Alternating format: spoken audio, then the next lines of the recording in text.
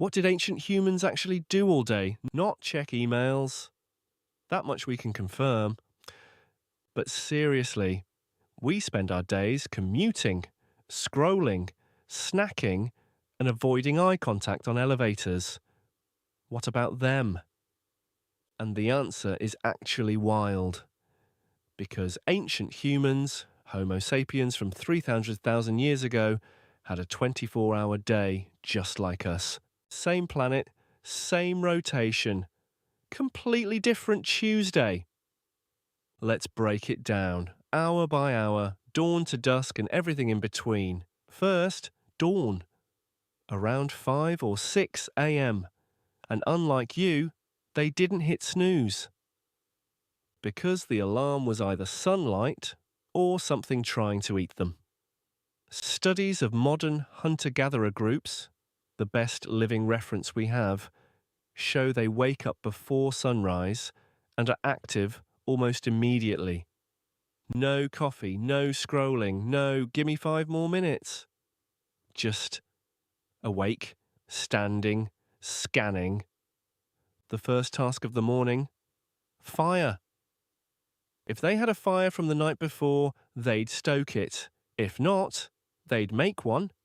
And making fire without a lighter is, let's say, a commitment. Archaeological evidence shows consistent fire use by Homo sapiens, and even earlier hominids, going back at least 400,000 years. Fire wasn't just warmth, it was light, safety, cooking, and social glue. Remove fire from a Paleolithic morning and everything falls apart. Speaking of cooking, breakfast. And no, not avocado toast.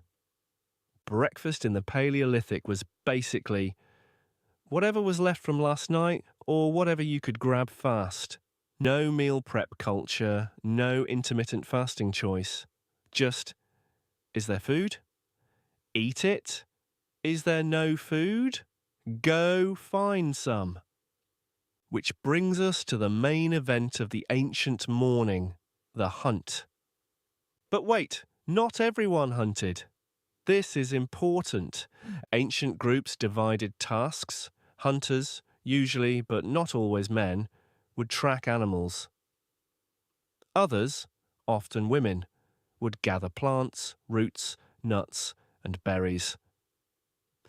And the data from anthropologists is humbling. In most observed groups, gathered food accounted for 60 to 80% of total caloric intake. The glamorous caveman steak dinner, mostly a myth, more like a very successful root foraging afternoon. Okay, so let's talk about the hunt properly. Because when it did happen, it was serious. Persistence hunting. That's the theory many anthropologists favour. Run the animal down, not fast, just relentlessly. Humans can't outrun most animals in a sprint, but we can run at a moderate pace for hours. Animals can't. They overheat. Basically, the most terrifying thing in nature is a human who has decided to follow you. A successful hunt could take anywhere from 2 hours to a full day. And sometimes you came home empty-handed, which, honestly, sounds like a rough commute. Meanwhile, back at camp, what was everyone else doing? A lot. Camp was not a place of rest during the day. It was a workshop, a daycare, a hospital, and a kitchen all in one. Tool making was a full-time skill. Flint knapping, chipping stones into blades, took years to master. The level of precision required is genuinely impressive. Archaeologists who try to replicate ancient stone tools typically need months of practice just to make something functional. Children in these groups weren't in school, but they weren't idle either. They observed. They played by mimicking adult tasks. They learned by doing, not by sitting in rows and memorizing dates. By adolescence, they were already contributing meaningfully, carrying loads, tracking, basic hunting of small animals. Now, midday, the hottest part of the day. Here's something that will make you feel slightly better about your afternoon slump. Ancient humans almost certainly rested at midday. Studies of modern hunter-gatherer groups in hot climates show consistent midday rest periods of 1 to 2 hours. Not laziness, efficiency. Working in extreme heat costs more calories than it earns. Rest is rational. The concept of beating the afternoon slump with caffeine would have been completely incomprehensible to them. After the midday rest, activity picked up again. Afternoon was prime gathering time. Gathering wasn't just picking berries, it required encyclopedic knowledge of the local landscape. Which roots were edible? Which berries were toxic? Which bark had medicinal properties? Which mushroom would end you immediately? This knowledge was passed down through oral tradition. Stories, songs, and direct teaching, no textbooks. The oldest humans in the group were the most valuable, not because of accumulated wealth, but because of accumulated knowledge. Think of it like this. The oldest person in the group was a living Wikipedia, but with no search bar. Water, a big deal, every single day. Before water bottles, before wells, before plumbing, finding fresh water was a daily necessity that could take hours. Camps were located near water whenever possible. And moving camp, which happened seasonally, was partly about following water sources. Late afternoon, the hunters return, or don't. If the hunt was successful, this was a social event. Processing the animal was done communally, and critically, the meat was shared. Not by a sense of charity, but by understood social rules that had developed over tens of thousands of years. Not sharing was arguably the gravest social violation in a hunter-gatherer society. In fact, researchers like Marshall Salins argued that hunter-gatherers were actually quite good at avoiding material inequality because hoarding was socially impossible. Evening, dusk. The fire is the center of the universe, the evening meal. If food was available, everyone ate together. Cooking was transformative, literally. Fire breaks down starches, kills parasites, and makes more nutrients bioavailable. Cooked food may have driven brain growth in early humans. So, in a very real sense, cooking dinner helped make you smart enough to cook dinner. After eating, social time. And this is where it gets interesting. Anthropologist Robin Dunbar proposed that human language evolved not just for logistics, but for social bonding. Gossiping, basically. This isn't a joke. Dunbar's research suggests that early humans spent up to 20% of their time in social grooming and conversation. Who got a big portion of the hunt? Who said what? Who was sleeping with whom? Who was being lazy? The fundamental content of human conversation hasn't changed much. Storytelling. Every culture that has been observed tells stories in the evening, without exception. Researchers studying the Agta people in the Philippines found that the best storytellers in a group had higher social status and more cooperative partners. The campfire was the original podcast studio. Music, evidence of musical instruments, bone flutes, goes back at least 4,000 years. Some researchers believe the instinct is much older, which means ancient humans probably made music in the evening, by the fire, just like people with acoustic guitars at parties today, except more excusable. What about art? Cave paintings are the most obvious example, but when did they make them? Mostly at night or in low light conditions. Deep cave systems required artificial light, which means torches or stone lamps. Making pigment required grinding minerals, mixing with fat or water, testing colours. Not casual, deliberate.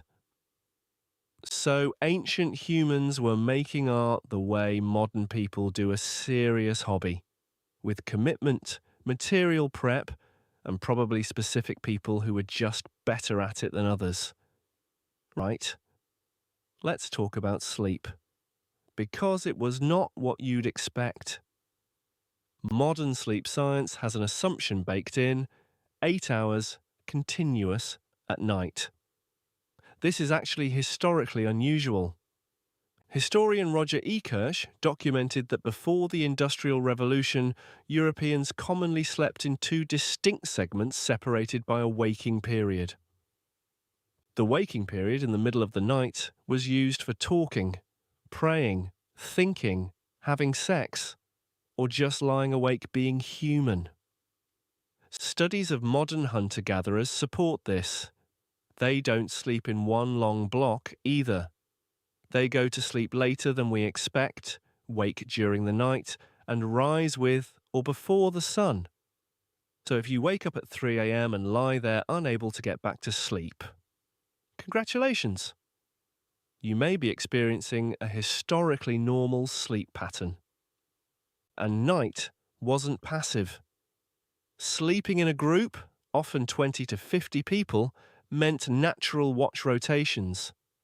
Someone was likely always at least dozing lightly near the fire.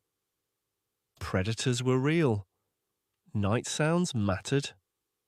The brain stayed partly alert even in sleep, in ways that modern brains may have partially lost. Okay, let's zoom out. What does a full ancient day actually look like? About 6 to 8 hours of actual work, hunting, gathering, processing, maintenance. About 6 to 7 hours of sleep, fragmented across the night.